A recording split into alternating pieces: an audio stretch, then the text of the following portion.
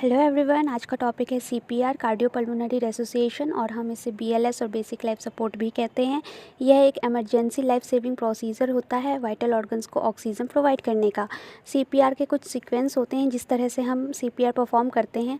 तो फर्स्टली हम डिटरमाइन करेंगे अनकॉन्शियसनेस को पेशेंट की, उससे पूछेंगे आर यू ओके।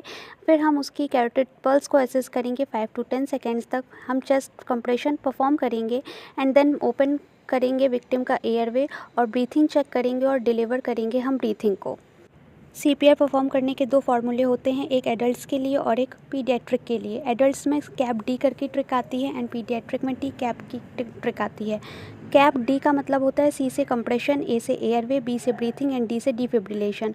पीडियाट्रिक में टी से टेम्परेचर देखते हैं, सी से कंप्रेशन, ए से एयरवे एंड बी से ब्रीथिंग। इसी सीक्वेंस में हम सीपीआर को परफॉर्म करते हैं for adults and for paediatric. CPR में पहला पॉइंट आता है कंप्रेशन। कंप्रेशन में हमें पेशेंट को सुपाइन पोजीशन में रखना है, फ्लैट सरफेस पे रखना है। उसके बाद हम एयरवे को ओपन करते हैं, हेड टिल्ट रखते हैं, चिन लिफ्ट रखते हैं आफ्टर 30 कंप्रेशन। ब्रीथिंग हम माउथ टू माउथ दे सकते हैं, माउथ टू नोज़ दे सकते हैं, माउथ टू स्टोमा दे सकते हैं। एक चीज़ और याद रखने वाली है कि सीपीआर में ब्रीथिंग देते समय पेशेंट को 16% ऑक्सीजन ही मिलता है, और एम्बू बैग से अगर हम ऑक्सीजन देते हैं तो 21% ऑक्सीजन ही पेशेंट को जाता है। सीपीआर में कंप्रेशन के टाइम वेंटिलेशन रेशियो क्या होता है? तो अगर एक रेस्क्यूआर है हमारे पास, एडल्ट्स का 30:2 होगा, चाइल्ड में 30:2 होगा। अगर हमारे पास 2 रेस्क्यूआर हैं तो एडल्ट का 30:2 होगा और चाइल्ड में 15:2 होता है। आईसीयू सेटिंग्स में 15:2 एंड न्यूनेट में 3:1 होता है। अलर्ट मेडिकल इमरजेंसी सिस्टम बहुत ही सिंपल वे में है।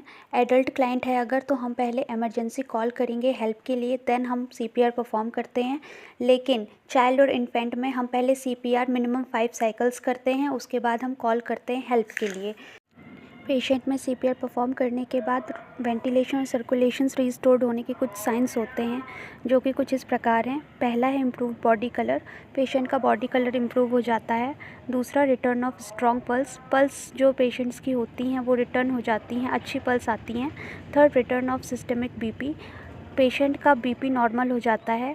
फोर्थ ब्रीथिंग मूवमेंट, जो पेशेंट्स के ब्रीथिंग मूवमेंट्स होते हैं वो नॉर्मल हो जाते हैं।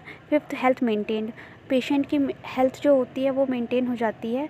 तो इस तरह से हम सीपीआर के साइंस को असेस करके पता कर सकते हैं कि पेशेंट रिकवर हुआ है या नहीं। हर टॉपिक पर फुल इन्फॉर्मेशन के लिए आप मेरे चैनल को सब्सक्राइब करें, बेल नोटिफिकेशन को ऑन करें और अपनी नॉलेज को बढ़ाएं। Thank you. ये थी सीपीआर के ऊपर फुल इन्फॉर्मेटिव वीडियो जिसे आप नोट डाउन कर सकते हैं, नोट्स बना सकते हैं और अपनी नॉलेज को गेन भी कर सकते हैं। सो ये था आज का वीडियो, और नेक्स्ट वीडियो के लिए आप मेरे चैनल को सब्सक्राइब करें। Thank you.